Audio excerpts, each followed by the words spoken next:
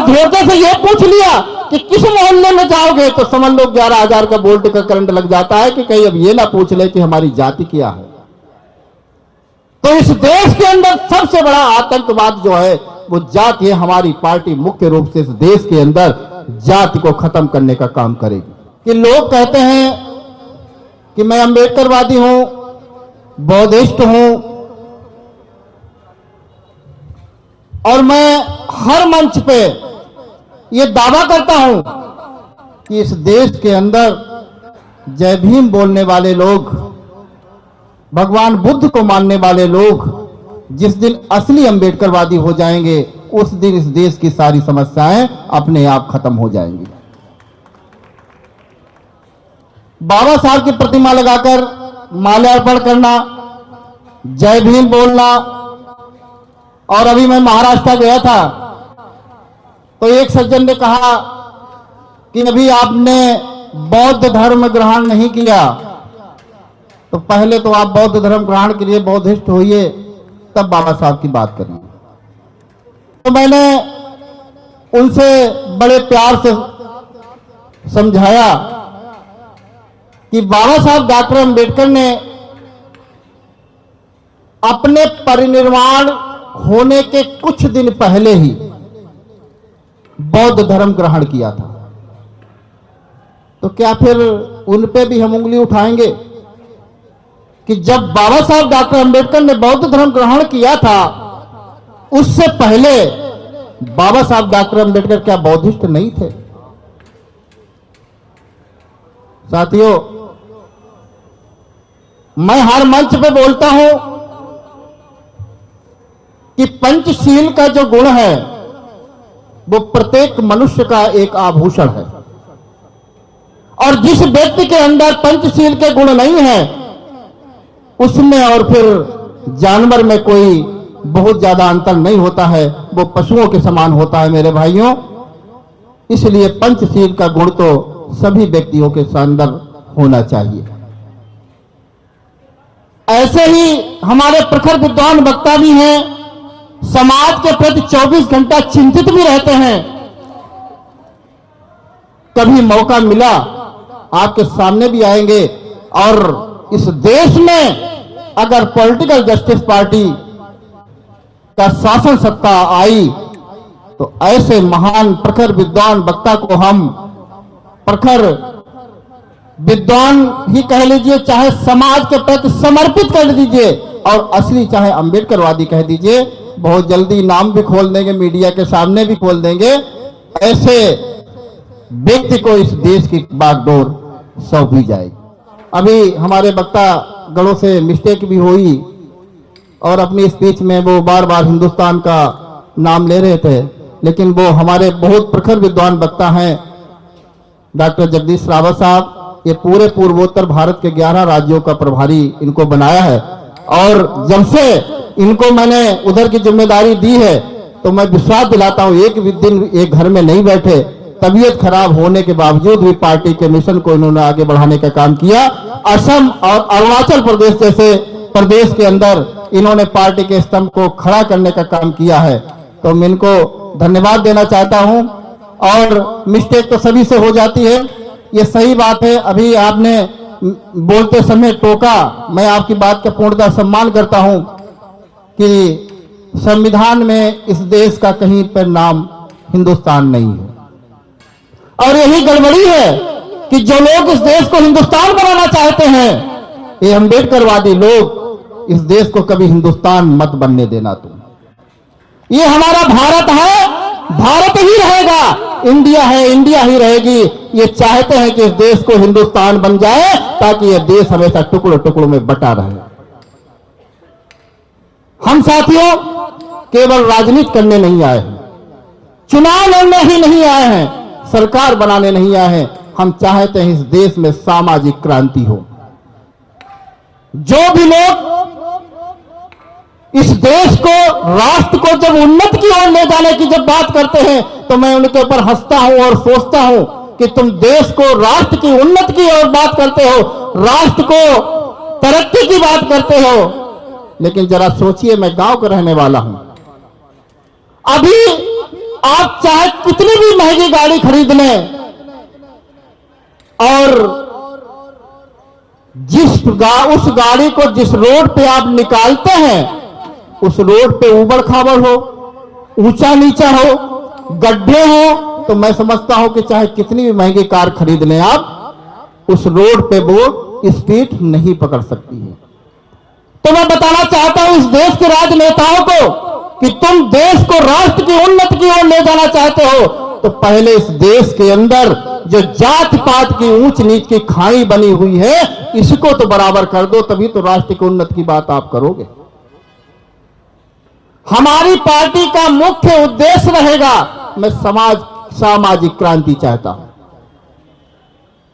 हमको मौका मिला और नहीं भी मौका मिलता है तो अपने सारे पदाधिकारियों से मेरा अनुरोध है, पार्टी के जिम्मेदार साथियों से मेरा अनुरोध है कि इसके लिए बुलंद आवाज उठाएं।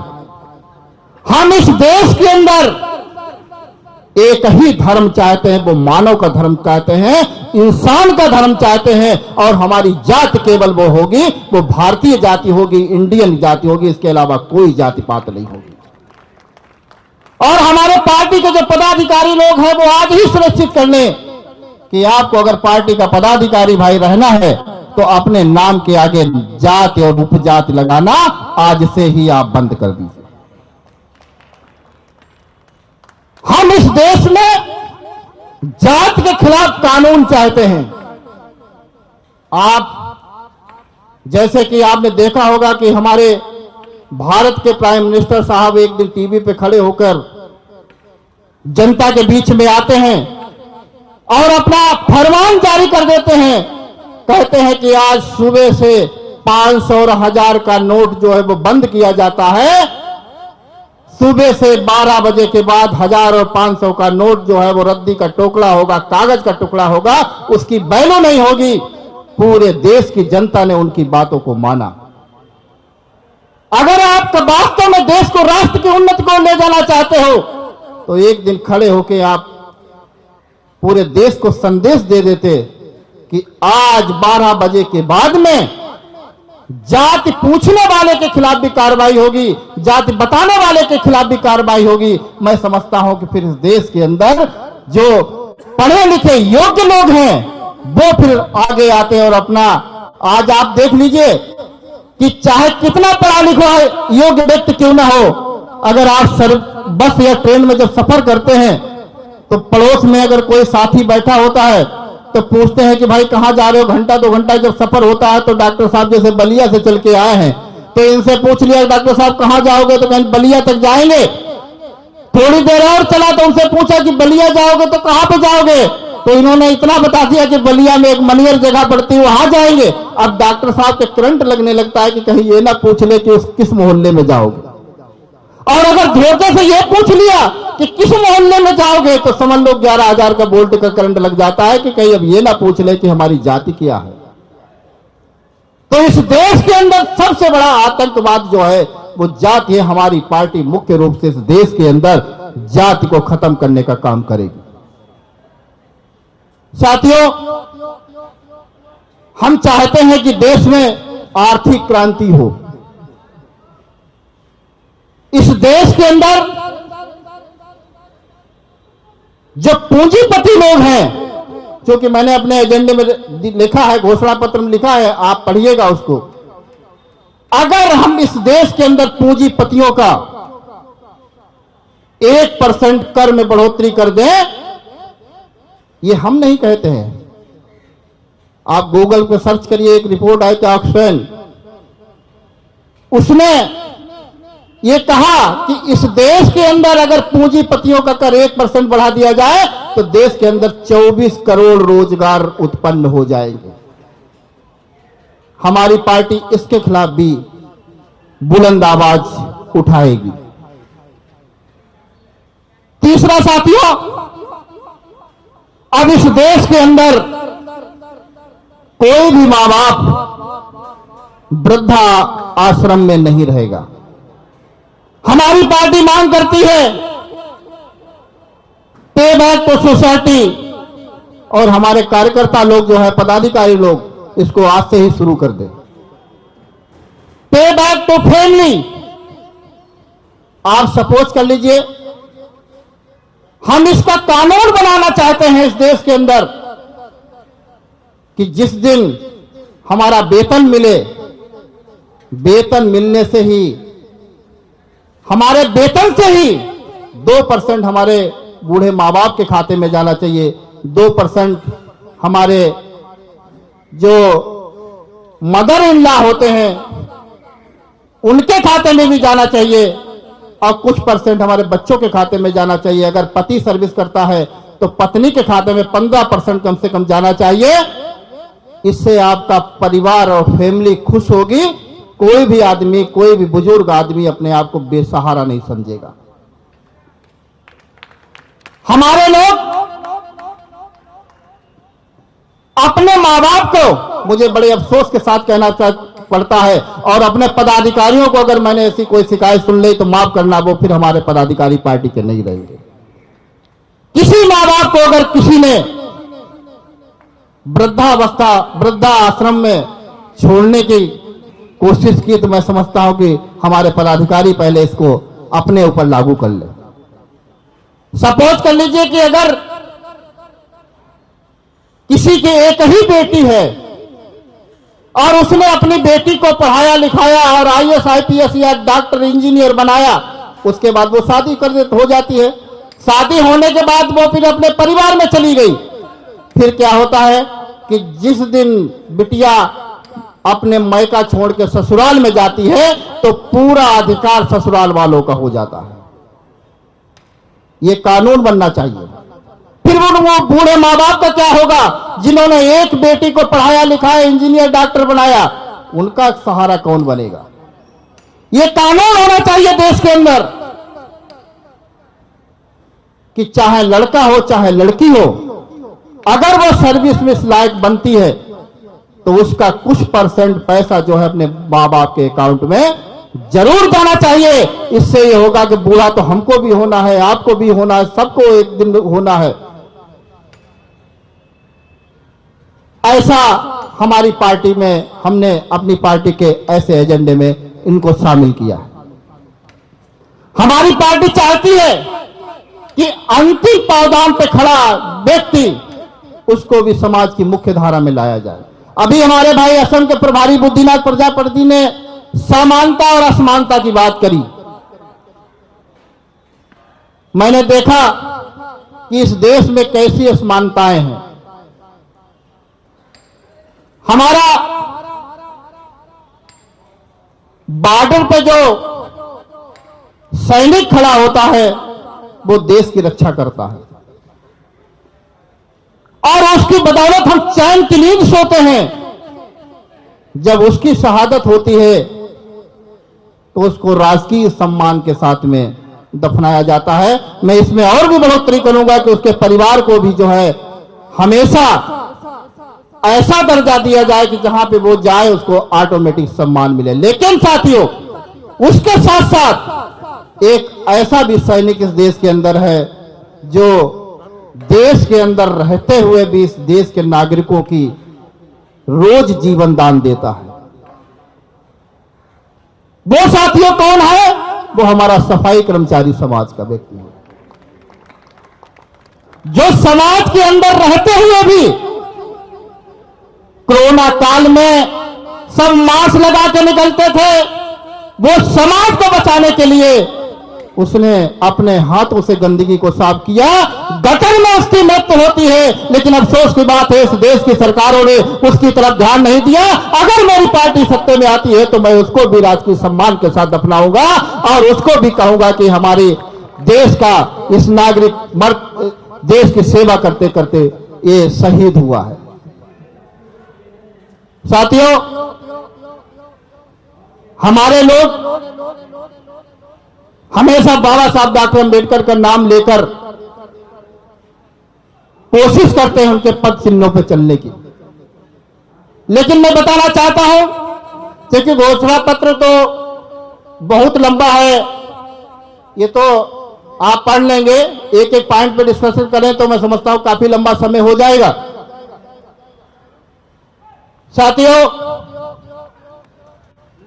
आज ये जो पॉलिटिकल जस्टिस पार्टी हमको बनाने की जरूरत पड़ी, मैं किसी पार्टी का नाम नहीं लेना चाहता हूं, एक अंबेडकरवादी पार्टी जो बाबा साहब डॉक्टर बी.आर. अंबेडकर के बाद में जो उनके सपने को पूरा करने के लिए एक पार्टी देश में आई, और मानवर काशीराम साहब को हमने बाबा साहब के हूबहू शकल के रूप में उनको देखा, लेकिन मानवर काशीराम साहब के बाद में फिर हमारा ये कारवा जो है बड़ी तेजी से पीछे जाने लगा, डगमगाने लगा। मैं आज वादा करता और घोषणा करता हूं कि हमारी पार्टी में ना तो टिकट बेचे जाएंगे, न टिकट खरीदने की कोई कोशिश करे। हमारी पार्टी का जो मैन वर्कर होगा, जो पार्टी का जिम्मेदार साथी होगा, जिसकी फेस वैल्यू जनता में होगी, वही चुनाव लड़ेगा और वही चुनाव लड़के संसद और विधायक बनेगा। मैं किसी उद्योगपति से अपनी पार्टी को पैसा देकर टिकट बेचने का काम ना तो हम करेंगे और ना ही हमारे कोई पदाधिकारीगण करेंगे।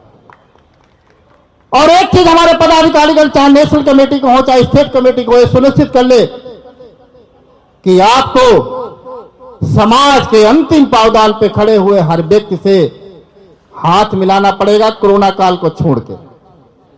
अभी तो कोरोना चल रहा है, अभी मत मिलाइएगा, लेकिन कोरोना जब खत्म हो जाए, जब वैक्सीन आ जाए इसकी, तो समाज के अंतिम पावदान पे खड़े हुए हर व्यक्ति को आपको हाथ मिलाना पड़ेगा, गले मिलना पड़ेगा, किसी से घृणा नहीं करनी है आपको, सबकी बातों को भी सुनना है, अनावश्यक रूप से किसी से बहस भी नहीं करनी है। आपको अपना काम करना है, क्योंकि ये पार्टी जो बनी है, ये हमारे तमाम संतों, गुरुओं, महापुरुषों की प्रेरणा लेकर हमने ये पार्टी का गठन किया है। अगर गुस्सा आई होती मां सावित्रीबाई फूले को, तो आज हमारी बहनें भी पढ़ी लिखी नहीं होती। आपने उस पे हमें जाने की जरूरत नहीं, सभी उनका संघर्ष भी जानते हैं, उसको दोहराने की भी जरूरत नहीं। इसलिए पॉलिटिकल जस्टिस पार्टी का हर मेंबर, हर पदाधिकारी, चाहे छोटा पदाधिकारी हो चाहे बड़ा पदाधिकारी हो, सबसे मिलेगा, व्यवहार कुशल होगा, किसी भी व्यक्ति को अपने अंदर सहन शक्ति रखेगा, सुनने की क्षमता रखेगा। आप आज मैं बोल रहा हूं, अभी हमारी ये माताजी बैठी हैं, इन्होंने बहुत अच्छी बात कही, मैंने उनको बात सुना, क्योंकि सुनना चाहिए बात, पता नहीं कौन व्यक्ति कौन सी बात कह रहा हो। और ये कोई जरूरी नहीं कि राजेश सिद्धार्थ सबसे ज्यादा योग्य है, अरे वहां पीछे बैठा व्यक्ति भी हमसे ज्यादा योग्य हो सकता है, मुझे उसकी भी बात को सुनना चाहिए। और यही हमारे नेताओं ने नहीं किया।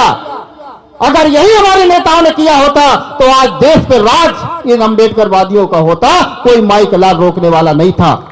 तो मिलना भी पसंद नहीं किए, बात करना नहीं पसंद किए।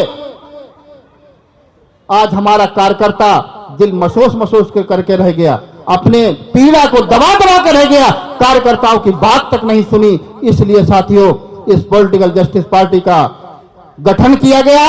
और निश्चित तौर पर आपको मैं बताना चाहता हूं कि अभी 2 महीने के अंदर जिस तरह से आप सोशल मीडिया पे लगता है आप देख रहे होंगे, पार्टी का प्रचार प्रसार देख रहे होंगे, मैं एक भी दिन, अभी हमारे डॉक्टर साहब ने बताया कि शायद 80 दिन बताए, 80 दिन में 15 दिन तो हमारी बीमारी के चले गए, मैं 10 दिन हॉस्पिटलाइज में रहा, तो आप जोड़ लीजिए कितने दिन हुए।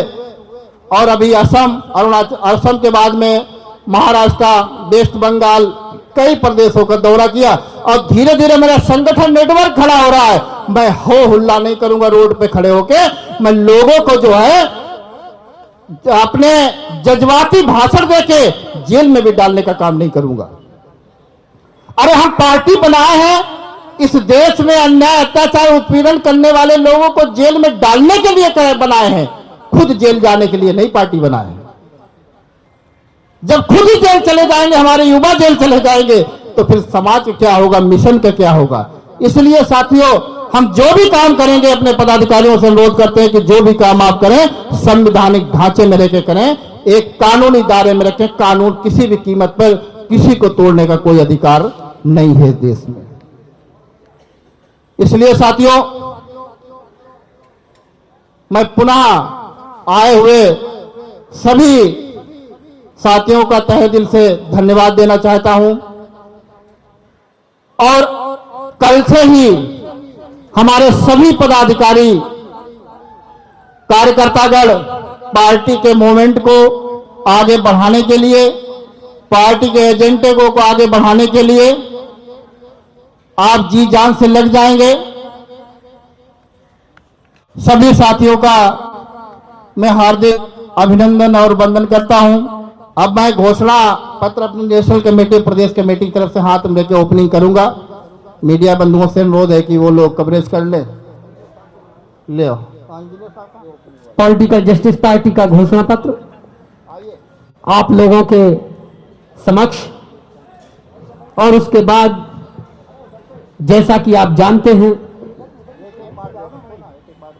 भारतीय संविधान का दिवस है आज।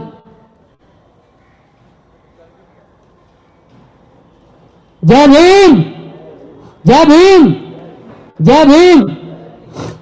तो सम्मानित साथियों, ये पार्टी का घोषणा पत्र और इसके बाद भारतीय संविधान की उद्देशिका, जिसे बड़ी मेहनत के साथ हमारे परम पूज्य बोधिसत्व बाबा साहब ने इस देश का महानतम संविधान दिया, उसकी प्रस्तावना पढ़कर सभी खड़े हो जाएं, सभी साथी खड़े हो जाएं। और आपके सामने यह उद्देशिका यहां लगी हुई है।